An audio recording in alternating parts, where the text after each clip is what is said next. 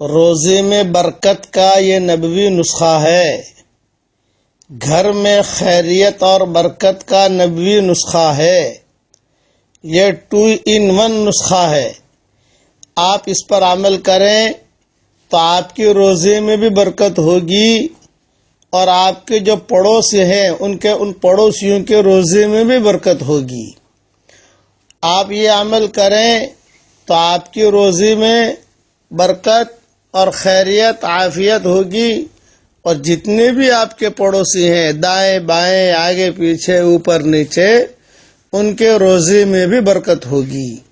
اب یہ دھیان سے سنیے، گھر میں داخل ہوتے وقت میں 4 عمل کرنے ہیں، یہ حدیث شریف میں آتا ہے۔ نمبر 1 سلام کرنا، نمبر 2 سورہ فاتحہ پڑھنا، نمبر 3 سورہ اخلاص پڑھنا، نمبر 4 درود شریف پڑھنا۔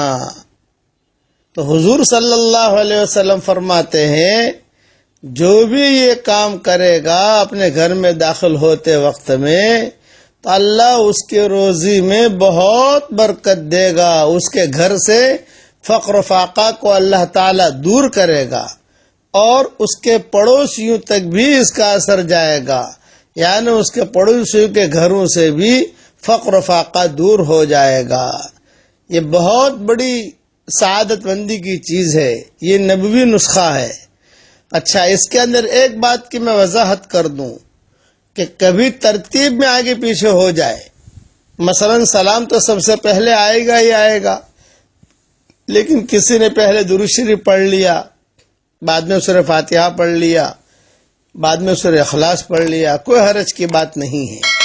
بعض مرتبہ کسی نے سورہ اخلاص پہلے پڑھ لیا، بعد میں سورہ فاتحہ پڑھ لی، کوئی حرج کی بات نہیں ہے، لیکن سلام تو ہر حال میں پہلے آئے گا۔ دوسری وضاحت یہ ہے کہ گھر میں داخل ہو کر سلام کرنا، چاہے گھر میں کوئی ہو یا نہ ہو، آفس میں جا کر سلام کرنا، چاہے وہاں کوئی ہو یا نہ ہو، گوڈاؤن میں جا کر سلام کرنا، چاہے وہاں کوئی ہو یا نہ ہو، یعنی یہ جو ہے سلام کرنا، سورہ فاتحہ پڑھنا، سورہ اخلاص پڑھنا، درود شریف پڑھنا، یہ صرف گھر کے لیے نہیں ہے، بلکہ دکان پر بھی آپ کر سکتے ہیں۔ دکان پر گئے، دکان کھول رہے ہیں، اب جو ہے آپ نے سلام کر لیا، سورہ فاتحہ پڑھ لیا، سورہ اخلاص پڑھ لی اور درود شریف پڑھ لی، پھر اپنے کام میں لگ گئے الحمدللہ۔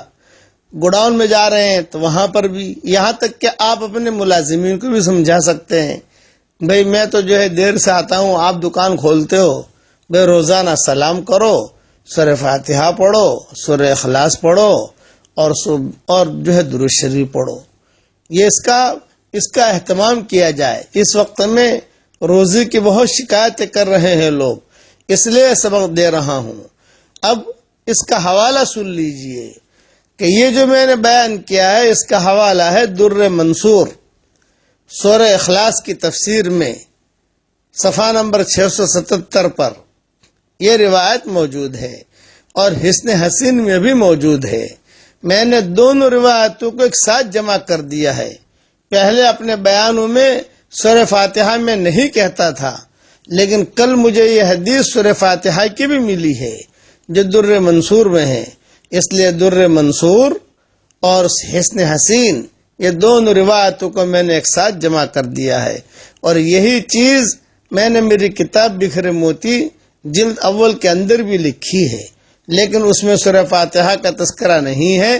اب جلد 12 میں انشاءاللہ سورہ فاتحہ کا بھی تذکرہ آ جائے گا۔ اللہ تعالی مسلمانوں کی اجتماعی اور انفرادی پریشانیوں کو اللہ تعالی دور فرمائے، اور عافیت کے ساتھ جو بھی روزی کے بارے میں پریشان ہوں اللہ تعالیٰ ان کے روزی میں عافیت کے ساتھ خوب برکت دے۔ اور ایک وضاحت اور سن لیجئے، بعض لوگ ہیں کہ ان کے روزی میں خوب برکت ہے تو وہ بھی عمل کریں، گھر میں یعنی مال اللہ تعالیٰ حلال بھی دے گا اور بڑھ کر بھی دے گا، اور گھر میں انشاءاللہ عافیت رہے گی۔ اللہ تعالیٰ عمل کرنے کی توفیق عطا فرمائے۔ والسلام علیکم ورحمۃ اللہ وبرکاتہ۔ وآخر دعوانا ان الحمد للہ رب العالمین.